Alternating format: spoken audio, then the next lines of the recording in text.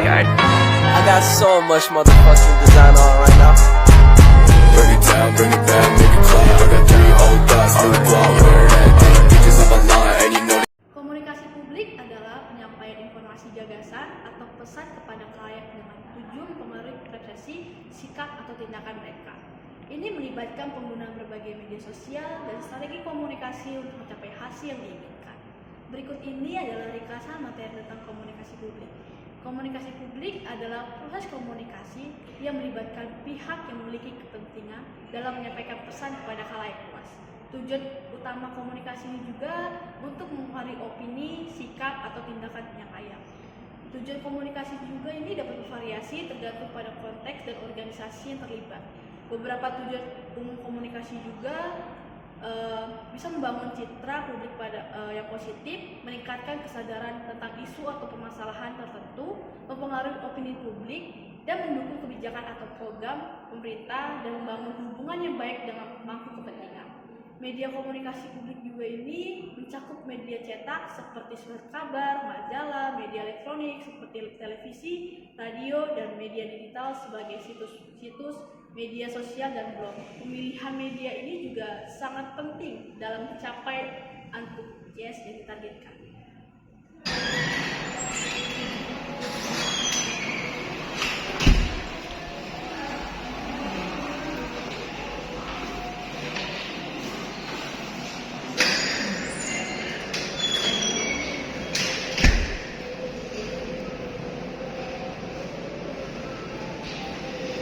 Oke, selamat siang anak-anak.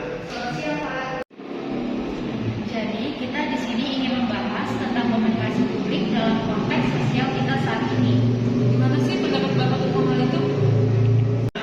Ini termasuk topik yang menarik untuk kita bahas nih. Komunikasi publik itu memainkan peran yang sangat penting dalam masyarakat kita. Apa sih yang kamu ingin diskusikan lebih lanjut? Saya tertarik dengan bagaimana komunikasi publik dapat mempengaruhi persepsi dan opini publik mengenai isu-isu sosial. Dan yang Bapak jelaskan juga menarik. Terus bagaimana pendapat Bapak mengenai hal itu? Tentu, komunikasi publik itu memiliki peran krusial dalam membentuk persepsi dan opini publik. Melalui penggunaan media massa, platform digital, dan pertemuan langsung, komunikasi publik dapat mempengaruhi cara masyarakat memahami isu-isu sosial. Misalnya melalui pidato, pernyataan resmi, atau kampanye, informasi, pesan yang disampaikan dapat mengubah pandangan dan mobilisasi masyarakat untuk bertindak. Menarik. Namun, apakah ada tantangan dalam mengelola komunikasi publik yang efektif dalam era digital saat ini? Sama gimana kita dapat mengatasi tantangan itu semua? Ya, era digital ini memberikan tantangan baru dalam mengelola komunikasi publik. Salah satunya tantangannya adalah jumlah besar informasi yang tersedia dan mudahnya penyebaran berita palsu atau hoax. Hal ini dapat membingungkan masyarakat dan mengganggu proses komunikasi yang sehat. Untuk mengatasi pentingnya bagi kita untuk menjadi konsumen informasi yang cerdas, memverifikasi sumber, dan melibatkan diri dalam diskusi yang kritis. Selain itu, organisasi publik juga perlu memperkuat kehadiran mereka di media sosial dan platform digital lainnya untuk menyampaikan pesan yang jelas dan dapat dipercaya. Kita sepakat. Selain itu, bagaimana peran mahasiswa dalam membangun komunikasi publik yang baik? Mahasiswa memiliki peran yang penting dalam membangun komunikasi yang publik yang baik. Sebagai agen perubahan sosial, mahasiswa dapat menggunakan pengetahuan dan keterampilan mereka untuk menyebarkan informasi yang akurat, mendukung gerakan sosial yang positif, dan melibatkan diri dalam diskusi produktif. Mahasiswa juga dapat berperan sebagai katalisator untuk perubahan dalam masyarakat melalui kegiatan organisasi, kampanye kesadaran, dan advokasi. Wah, makasih banyak ya Pak atas wawasan Bapak yang seperti ini. Kita bisa gunakan penguatan ini buat berkontribusi dalam membangun komunikasi publik yang lebih baik di masa depan nantinya. Maka sama-sama saya senang juga berdiskusi dengan kalian yang berdua ini, pengetahuan ini sangat bermanfaat dan kamu dapat mengaplikasikan dengan baik. Jika ada pertanyaan lain, jangan ragu untuk datang dan berdiskusi lagi ya.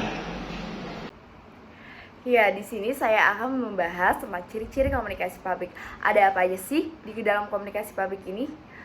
Yang pertama itu terjadi di tempat umum atau publik, misalnya di auditorium, kelas, tempat ibadah, atau tempat lainnya yang dihadiri sejumlah besar banyak orang atau sejumlah banyak orang. Yang kedua itu ada merupakan peristiwa sosial yang biasanya telah direncanakan, alih-alih peristiwa relatif informal yang tidak terstruktur. Nah, yang ketiga ini terdapat agenda atau biasanya sudah diagendakan, sudah direncanakan juga ya. Dan keempat ini ada beberapa orang ditunjuk untuk menjelaskan fungsi-fungsi khusus seperti memperkenalkan pembicara dan sebagainya. Dan yang terakhir, yang kelima, yaitu acara-acara lain mungkin direncanakan sebelum atau sesudah ceramah disampaikan oleh pembicaranya. Nah, apa sih yang dapat kita simpulkan dalam materi kita kali ini? Yaitu komunikasi publik adalah proses pesan kepada khalayak umum melalui berbagai saluran komunikasi dengan tujuan mempengaruhi, mengedukasi, atau mengembangkan citra. Penting untuk dipahami audiens, dan komunikasi publik dapat dilakukan melalui berbagai saluran. Memilih saluran yang tepat dan menggunakan bahasa yang jelas untuk mencapai tujuan komunikasi yang baik. Sekian pembahasan dari kelompok kami, biar kiranya apa yang telah kami sampaikan untuk teman-teman semua bisa diterima dengan baik dan sesama. Mohon maaf bila ada perkataan dan ucapan kami yang salah. Terima kasih.